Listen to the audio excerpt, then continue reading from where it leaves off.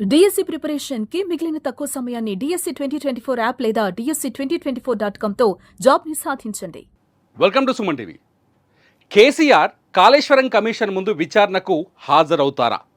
ఇప్పుడు అతిపెద్ద ప్రశ్న తెలంగాణలో ఇదే.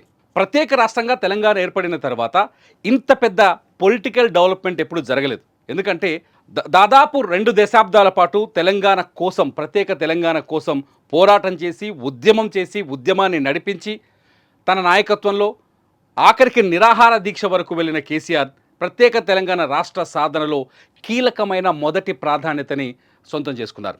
తెలంగాణ ఏర్పాటుకు కారకుడు కూడా కేసీఆర్ అని చెప్పక తప్పదు ఇక్కడ. అటువంటి కేసీఆర్ ఇవాళ ఆ తెలంగాణ రాష్ట్రంలో ఆయన తొలి ముఖ్యమంత్రిగా వచ్చి తను ఒక కలల ప్రాజెక్టుని తయారు చేశారు. ఆ ప్రాజెక్టు పేరు కాళేశ్వరం.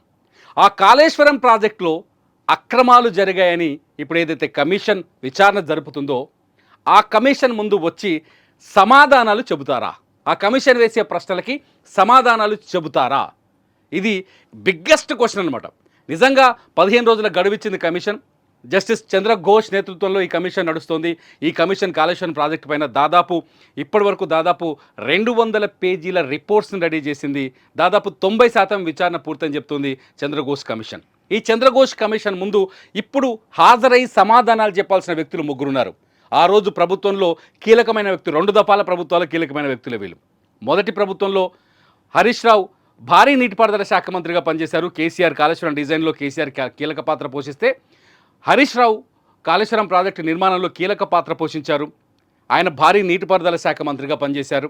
అట్లాగే ఇదే ప్రాజెక్టులో ఈటల రాజేందర్, ఎవరైతే బీఆర్ఎస్ పార్టీలో, ఆ రోజుల్లో టీఆర్ఎస్ పార్టీలో కీలకమైన స్థానంలో పనిచేశారో ఆ ఈటల రాజేందర్ ఆర్థిక శాఖ మంత్రిగా ఉన్నారు. నిజానికి కాళేశ్వరం ప్రాజెక్టు పైన వస్తున్న ప్రధానమైన ఆరోపణలు ఏంటి? ప్రాజెక్టును మొదలుపెట్టినాడు 30,000 కోట్ల రూపాయల అంచనాతో మొదలైన ఈ ప్రాజెక్ట్ ఇది ఇవాల్టికి ఈ రోజుకి వస్తే 1,47,000 కోట్ల అంచనా వ్యయానికి ఎలా పెరిగింది? ఎందుకు ప్రాజెక్టు అంచనా వ్యయాలు ఇంత వేగంగా పెరిగాయి?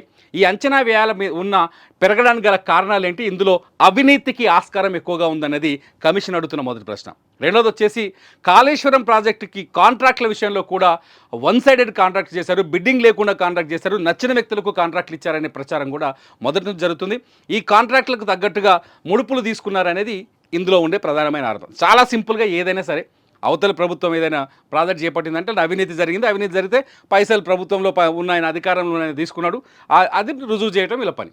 సో ఇదే ఇప్పుడు ఈ జస్టిస్ చంద్రఘోష్ ఒక కమిషన్ చేసిన విచారణ కూడా. ఈ విచారణ పైన ఎంటైర్ కాంగ్రెస్ పార్టీ, ప్రతి కాంగ్రెస్ పార్టీలోని ప్రతి కార్యకర్త కేసీఆర్ని చంద్రఘోష్ కమిషన్ ఏమని ప్రశ్నిస్తుంది అనే ఆలోచనతో ఉన్నారు. కేసీఆర్ని నిజంగా ఇలా దోషిగా తేలుస్తారా? హరీష్ రావుని ఇలా దోషిగా తేలుస్తారా? ఈటల రాజేందర్ని ఇలా దోషిగా తేలుస్తారనే ఆసక్తి తెలంగాణలో పెరుగుతోంది. కేసీఆర్ ఎప్పుడైతే మూడో ఎన్నిక జరిగింది తెలంగాణ ప్రత్యేక రాష్ట్రానికి, రేవంత్ రెడ్డి ముఖ్యమంత్రి అయిన తర్వాత 2 సార్లు మాత్రమే ఈ మీడియాకి ప్రపంచానికి కనిపించారు కేసీఆర్. 2 సార్లు మాత్రమే అధికారికంగా అసెంబ్లీకి వచ్చారు. మూడోసారి ఆయన కనిపించలేదు. కేసీఆర్ అసెంబ్లీకి మొదటి అసెంబ్లీ సెషన్స్లో ప్రమాణ స్వీకారం చేయడానికి వచ్చారు. మొన్నటి అసెంబ్లీ సెషన్స్లో బడ్జెట్ ప్రసంగాల్లో ఆయన పాల్గొనడానికి వచ్చారు. ఆ తర్వాత కేసీఆర్ రాజకీయాల్ని వెనక నుంచి నడిపిస్తున్నారు.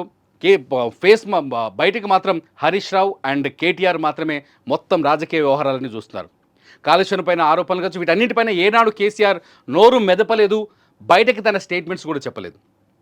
కేసీఆర్ మొదటి నుంచి రేవంత్ రెడ్డి ప్రభుత్వం ప్రజాపాలన చేయాలి, ప్రజల వైపు వెళ్ళాలి అంటూ సజెస్ట్ చేస్తూ వస్తారు. లేకపోతే రేవంత్ రెడ్డి ప్రభుత్వం విఫలమైందని మొన్న వరంగల్ సభలో చెప్పారు తప్ప కేసీఆర్ పెద్దగా బయటికి కనిపించకపోయినప్పటికీ కేసీఆర్ ఏం మాట్లాడతారు కాళేశ్వరం ప్రాజెక్టు ఈ విచారణ కమిషన్ ముందు, లేకపోతే విచారణ కమిషన్ గురించి కేసీఆర్ ఏం మాట్లాడతారు, కాళేశ్వరంలో పైన వస్తున్న ఆరోపణలపైన కేసీఆర్ ఎటువంటి కామెంట్ చేస్తారనేది ఇప్పుడు తెలంగాణలో ప్రజానికం ఎదురు చూస్తుంది. చూద్దాం హరీష్ రావు, ఈటల రాజేందర్, కేసీఆర్ కాళేశ్వరం కమిషన్ ముందొచ్చి ఏం సమాధానం చెబుతారు, ఏం చెప్పబోతున్నారు.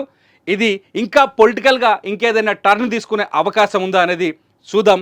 మీరేమనుకుంటున్నారో మీ మనసులో కాళేశ్వరం ప్రాజెక్టు పట్ల, కేసీఆర్ ప్రభుత్వం చేస్తున్న ఆరోపణలపైన, కమిషన్ చెబుతున్న ఆరోపణలపైన, అలాగే కేసీఆర్, హరీష్ రావు, ఈటల రాజేందర్ పైన మీరేమనుకుంటున్నారు?